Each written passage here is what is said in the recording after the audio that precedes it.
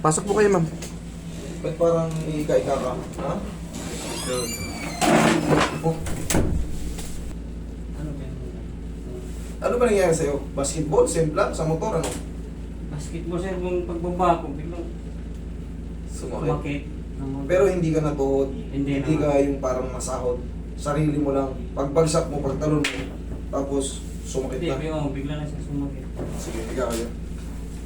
Wala kang ibang opera dyan? Wala. Okay, sige. Hindi sa ano eh. Hindi mo na may sayad. Ayan o, tulad yan o. Oo. Ito. Ayan, ito, wala o. Maluwag, hindi niya may din. Sige. Pero, that is normal pa ha. Pag bago pa, sige ka lang. Huwag kang matakot. Pagka mga bago-bago pa, katulad yan, magtatatlong linggo, napilay ka. Normally, magmamagayan sa loob, kaya mapipili, malilimitahan yung pag-full stretch, yung pag-fold. Kasi iipit yung pamamaga. Pag sinagad ko ng ganyan, masasaktan siya. Yan, medyo, oh. Siyempre, iipit yung ano eh, iipit yung swelling, masasaktan ka. Pero normal lang yan. Pag naayos to, makakabalik din yan. Pero yung tuhod mo, sir, nararamdaman mo, naririnig mo. Sign of, ano to eh, early osteoarthritis. Ilan taon ka na? Ano, 38. Halos magkaedara na tayo. Ma'am, halika, hawa kami yung tuhod niya. Tignan mo yung tuhod niya. Tingin mo na. Oh. Nararamdaman mo? Anong pakiramdam mo? Parang may grabang durug-durug dun sa loob. Sobrang lakas niya. Hindi siya ordinaryong tunog. Eh, no, parang talaga may nagugulong ang mga bato. Yung ganitong kaso, sir, magbawas-bawas na kayo ng timpla ng alat habang bata-bata pa. Yung ganitong kaso kasi siyempre naglalakad tayo. Kahit mawala ang sakit ito, siyempre araw-araw na naglalakad, pupunta tayo kung saan-saan. Nagkikiskisan po yan. Nagkikiskisan.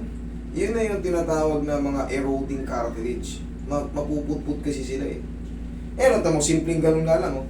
Oh, hindi pa yung pwersado, ah. Wala pa yung bigat mo kasi nakahiga ka. Pag nandito na, kasama na yung bigat mo, pababa. Eh, rinig nga dyan, yun. Mawawala yung alis, yung tunog, yung ano yung tunog nito. Mawawala yung sakit nito, pero sir, yung tunog, sir. Oh, medyo hindi maganda-ganda yung kalagayan ng mga cartilage mo. Matagal na ba ito sa'yo? Tas Ngayon na, lang, ano. ganito lang kalakas, ngayon lang, bago lang. Oo. Sobrang lakas naman ito. Ang bilis naman ito magganito. Oo nga, dati naman. Try pahihiro.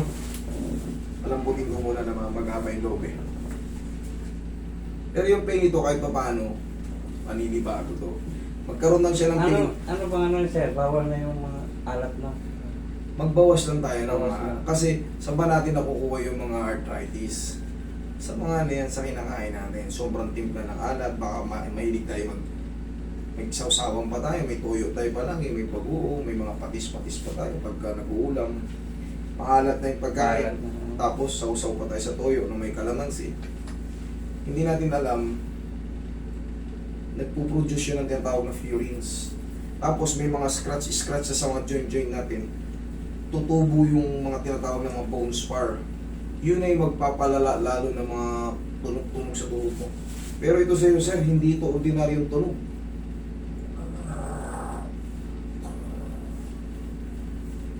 Mapupudpud pa to habang umiidad tayo.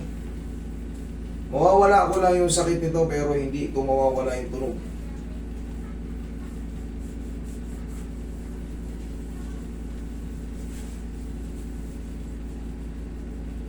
Araw-araw ka pa ba nagbabasketball? Hindi nga sir. Hindi na. Relax na ha.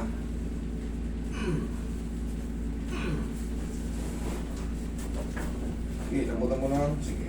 Huwag mo lalabanan. Iaalog lang natin para matanggal yung pagkaipit ng ACL or PCL. Lamutan mo lang. Yan.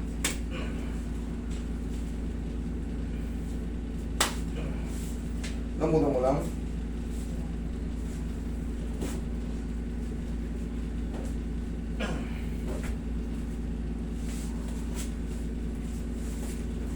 Sama ng tunog.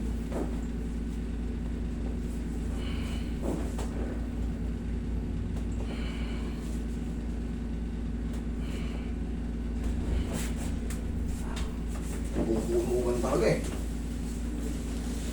Lambutan mo lang, hayaan mo lang bumigay. Sige. Lambutan mo lang, paa mo. Sige. Sige, baba mo lang, baba mo. Baba mo, baba mo, baba mo ba? Sige ba? Huwag mo tigasin yung tuhod mo, baba mo. Sige, baba mo.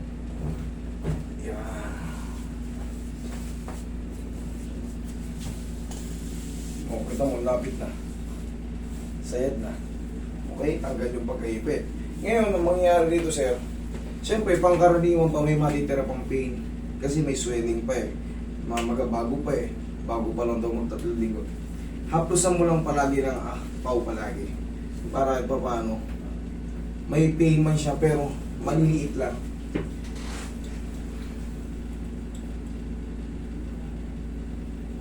Kanina iika-ika ka maglakad, di ba? Tingnan natin kung iika-ika ka pa rin. Tsaka yung pain, siyempre, kahit pa paano, pakpas yan. Hirap na yung ganun. Pag nakaupo, hirap. Osteoarthritis ko sa'yo eh. Osteoarthritis. Sama. Bata ka pa, ganito nakalala ka agad. Paano pag nag-60 ka? Pag nag-senior citizen ka? Tapos yung tuhod mo, bata pa lang, may osteoarthritis na. Habang tumatanda tayo, palala ng palala yung osteoarthritis. Kasi parami yung kinakain natin. Mga timpla. Okay no? Natutupi na kanina. Oo. Lakad ka. Okay, sinelas ka ng manos. Check mo. Normal na. Sir, normal na. Maglagay ka palagi ng pau para mawala yung maliliit na masakit-sakit. Sige po. Osteoarthritis yan, tapos bawas tayo sa timpla ng pagkain ha. Thank you. Salamat po.